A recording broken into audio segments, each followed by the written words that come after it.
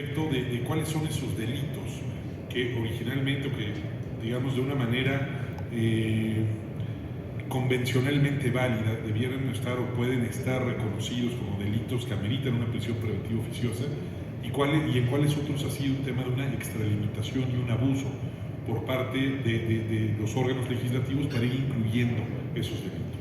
Sí, claro que sí, Arturo. Quiero antes de dar respuesta a tu interesante pregunta, retomar lo que venía diciendo Pablo.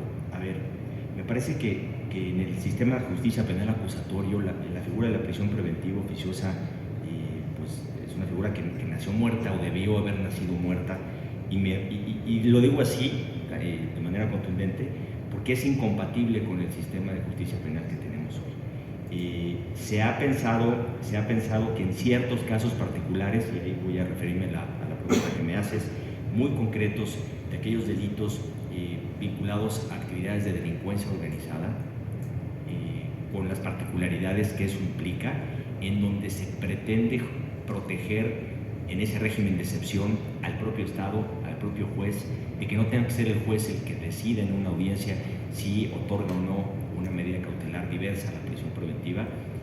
Para esos casos particulares se pensó y se estableció de manera convencional que México tendría que tomar ciertas decisiones sobre ese régimen de excepción para establecer una prisión preventiva en aquellos casos particularmente, excepcionalmente relevantes.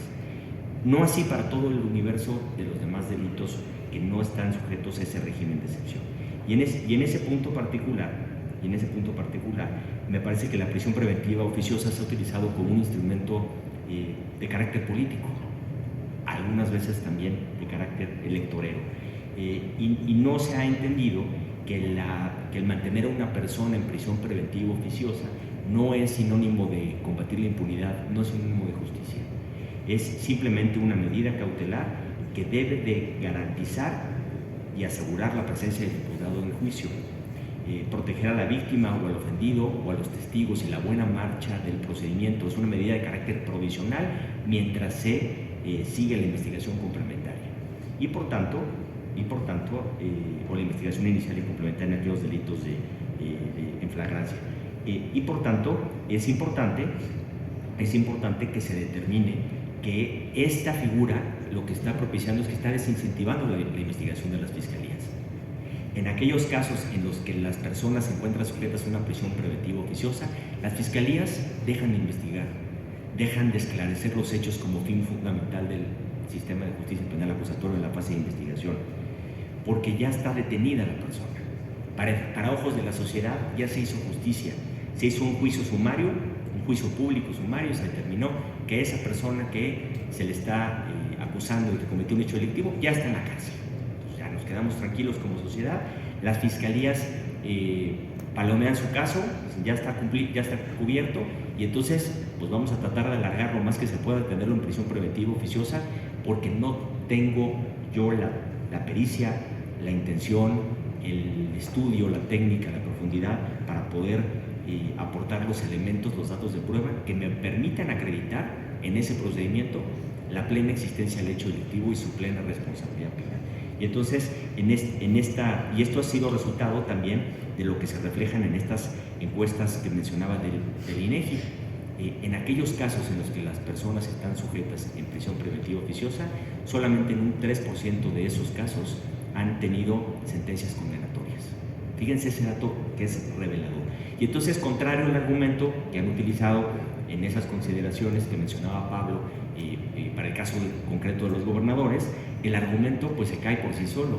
El argumento es que esto entonces se va a generar una impunidad terrible, es que vamos a dejar a delincuentes en libertad, y la realidad es que lo que se está propiciando con la prisión preventiva oficiosa es desincentivar a las fiscalías a que hagan su trabajo y a que se pongan realmente a hacer una labor de investigación para poder acreditar en su caso de estar probado un hecho delictivo o de poderse probar un hecho delictivo.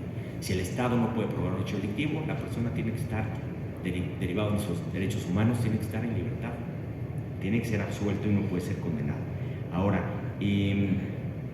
como este instrumento de carácter político electorero, me parece que es muy importante que trabajemos en el efecto que va a tener la aplicación de la sentencia de la Corte Interamericana de Derechos Humanos.